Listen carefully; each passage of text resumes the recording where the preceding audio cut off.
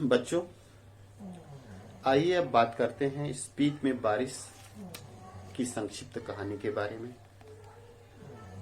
यह पाठ एक यात्रा वृत्तांत है और स्पीत एक स्थल का नाम है, एक भौगोलिक जगह का नाम है जो कि हिमालय के मध्य में स्थित है। स्पीति अपनी भौगोलिक एवं प्राकृतिक विशेषताओं के कारण अन्य पर्वतीय स्थलों से पूरी तरह भिन्न है। लेखक ने स्पीति की जनसंख्या, ऋतु, फसल, जलवायु, भूगोल आदि का वर्णन किया है। ये एक दूसरे से संबंधित हैं। उन्होंने दुर्गम क्षेत्र में रहने वाले लोगों की कठिनाई भरे जीवन और उनके भावनाओं का भी चित्रण इसमें किया है। कुछ युवा पर्यटकों का वहां पहुंचना स्पीति के वातावरण को बदल सकता है, खुशगवार कर सकता है। ठंडे रेगिस्तान जैसे स्पीति के लिए उनका वहां आना, वहां बूंदों से भरा एक सुखद संयोग बन सकता है। इसीलिए स्पीति में बारिश इस चैप्टर का नाम रखा गया है, क्योंकि वर्षा का होना स्पीति में एक सुखद संयोग होता है, एक शुभ घटना होती है। तो उसी तरह पर्यटकों का आना लेखक ने स्पीति में बारिश से तुलना की है। लेखक कहता है कि हिमाचल प्रदेश के लाहुल स्पीति जिले की तहसील स्पीति है। ऊंचे दर्रों एवं कठिन रास्तों के कारण इतिहास में इसका नाम बहुत कम ही रहा है। आजकल संचार के आधुनिक साधनों में वायरलेस के जरिए ही केलंग व काजा के बीच संबंध रहता है। केलंग के बादशाह को हमेशा अवज्ञा या बगावत का डर रहता है। यह क्षेत्र प्रायः स्वायत्त रहा है, चाहे कोई भी राजा हो। इसका कारण यहाँ का भूगोल है। भूगोल ही इसकी रक्षा भी करता है और इसका संहार भी करता है। पहले राजा का हरकारा आता था तो उसके आने तक अल्प बसंत बीत जाता था। जोरावर सिंह हमले के समय स्पीति के लोग घर छोड़कर भाग गए थे।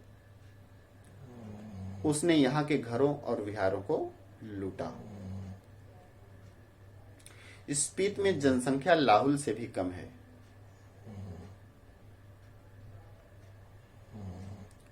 उन्नीस 1901 में यहाँ 3,231 लोग थे। अब यहाँ पे 34,000 लोग हैं। लाहुल स्पीति का क्षेत्रफल 12,210 12,210 वर्ग किलोमीटर है। यहाँ जनसंख्या प्रति वर्ग मील बहुत कम है। भारत को यहाँ का प्रशासन ब्रिटिश राज से प्राप्त हुआ। अंग्रेजों ने 1846 में कश्मीर के राजा गुलाब सिंह से यहाँ का प्रशासन लिया था, ताकि वे पश्चिमी तिब्बत के ऊन वाले क्षेत्रों में जा सकें। लद्दाख मंडल के समय यहाँ का शासक स्थानीय होता था, जो नोनो कहलाता था।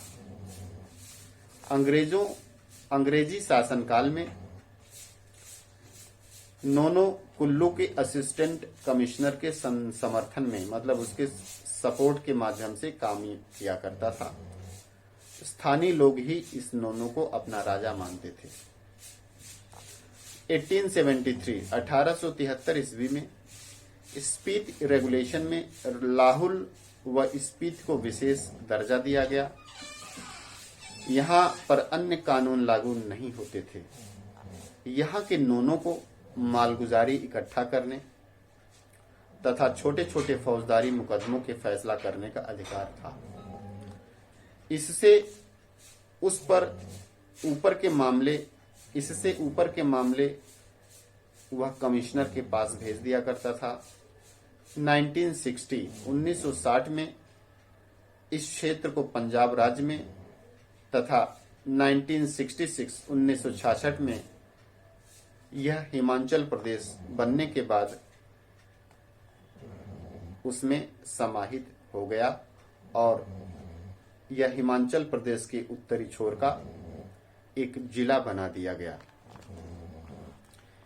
स्पीति 31.42 31.42 और 32.59 32.59 अक्षांश और उत्तर और 77.26 77.26 और 78.42 78.42 मतलब 42 पूर्व देशांतर के बीच स्थित है। यहाँ चारों तरफ पहाड़ ही पहाड़ हैं। इसकी मुख्य घाटी स्पीति नदी की घाटी है। स्पीति नदी तिब्बत की तरफ से आती है तथा किन्नौर जिले से बहती हुई सतलुज में मिल जाती है। लेखक ने पारा नदी पिनकी घाटी के बारे में भी मान भाई से सुना है। यह क्षेत्र अत्यंत बीहड़ और वीरान है। यहाँ लोग कैसे रहते हैं, स्पीति के बारे में बताने पर यह सवाल लोग लेखक से पूछते हैं। ये क्षेत्र 8-9 महीने शेष दुनिया से कटे रहते हैं। यहाँ के लोग एक फसल उगाते हैं, केवल एक फसल, तथा लकड़ी, यहाँ पर लकड़ी व रोजगार भी नहीं है। फिर भी यहाँ के लोग यहाँ रह रहे हैं क्योंकि वे यहाँ रहते आए हैं। यह तर्क के परे की चीज है कि यहाँ लोग क्यों रहते हैं। स्पीति के पहाड़ लाहुल से अधिक ऊंचे, भव्य एवं नंगे हैं। इनके सिरों पर स्पीति के नर नारियों के आर्तनाद की जमावट है। यहाँ हिम का आर्तनाद है, ठिठुरन है, व्यथा है। स्पीति मध्य हिमालय की घाटी है। यह हिमालय का तलुआ है। लाहुल समुद्र की सतह से 10,535 मतलब 10,535 फीट ऊंचा है। तो स्पीति 12,986 मतलब 12,986 फीट ऊंचा है। मतलब लाहुल से लगभग 2,200 फीट स्पीति और अधिक ऊंचाई पर स्थित है। स्पीति घाटी को घेरने वाली पर्वत श्रेणियों की ऊंचाई 16,221 से 16,500 फीट के बीच है। दो चोटियां 21,000 फीट से भी अधिक ऊंची हैं। इन्हें 12 लचा श्रेणियां कहते हैं। दक्षिण की पर्वत श्रेणियों को माने श्रेणियां कहते हैं। शायद बौद्धों के माने मंत्रों के नाम पर इनका नामकरण किया गया है। बौद्धों का बीज मंत्र ओम मणि पद्मे हूं है। इसे संक्षेप में माने कहते हैं। स्पीति के पार वाह हिमालय दिखता है। वाह हिमालय मतलब ग्रेट हिमालय। इसकी चोटी 23,064 फीट है, मतलब 23,064 फीट है। लेखक चोटियों से होड़ लगाने के पक्ष में नहीं है। इन ऊंचाइयों से होड़ लगाना वास्तव में मृत्यु से होड़ लगाना है। कभी कभी उसका मान मर्दन करना मर्द और औरत की शान हो जाती है। लेखक चाहता है कि देश दुनिया के मैदानों एवं पहाड़ों से युवक युवतियां यहां आकर इन चोटियों के अहंकार को चूर चूर कर दें।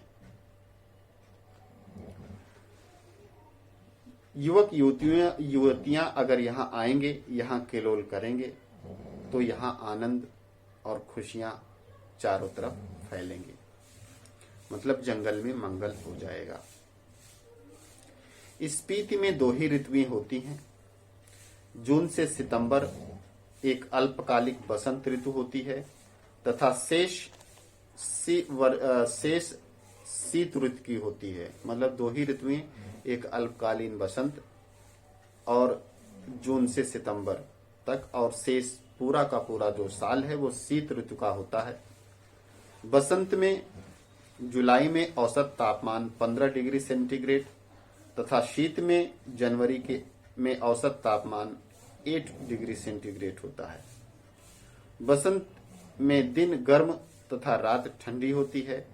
शीत ऋतु की ठंड की कल्पना ही की जा सकती है। यहाँ बसंत का समय लाहुल से कम होता है।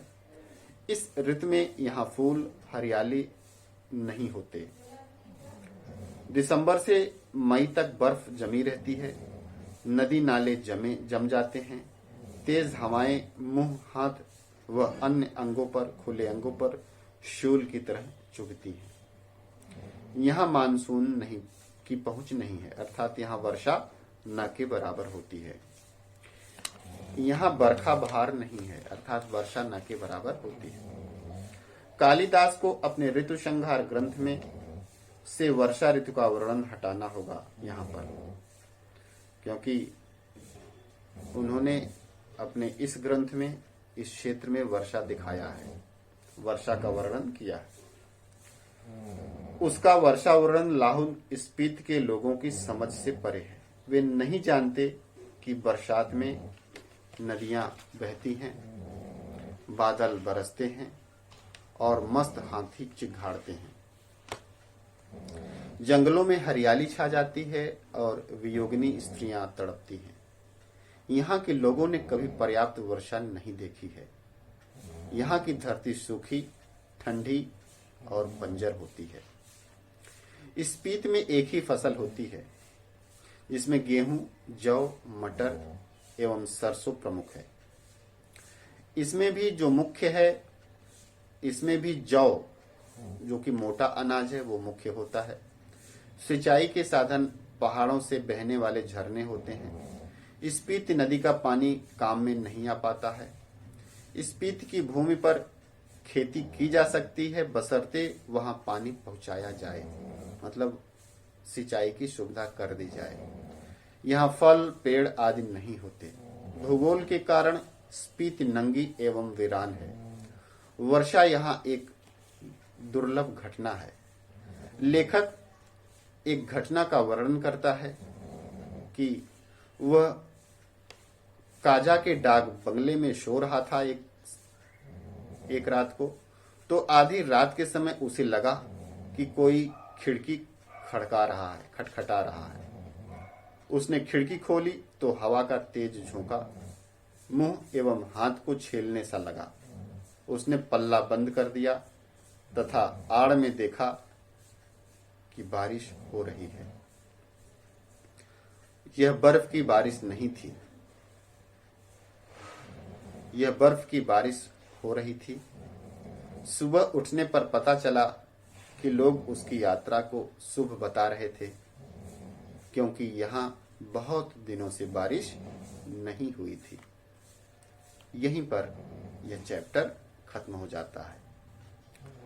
तो इस तरह से यह पाठ की एक संक्षिप्त सी कहानी है। हालांकि यह भौगोलिक लेख है, इसमें भौगोलिक तथ्य हैं जो कि इंटरेस्टिंग नहीं हुए आपके लिए, लेकिन इसको अगर आप अच्छी तरह से 1-2 बार सुन लेंगे, 2-3 बार, और उसके बाद चैप्टर पढ़ेंगे या फिर पहले चैप्टर पढ़ लेंगे और तब इस स्टोरी को सुनेंगे, तो आपको इसकी लगभग सारी घटनाएं आप अपने दिमाग में स्थायी रूप से रख सकते हैं।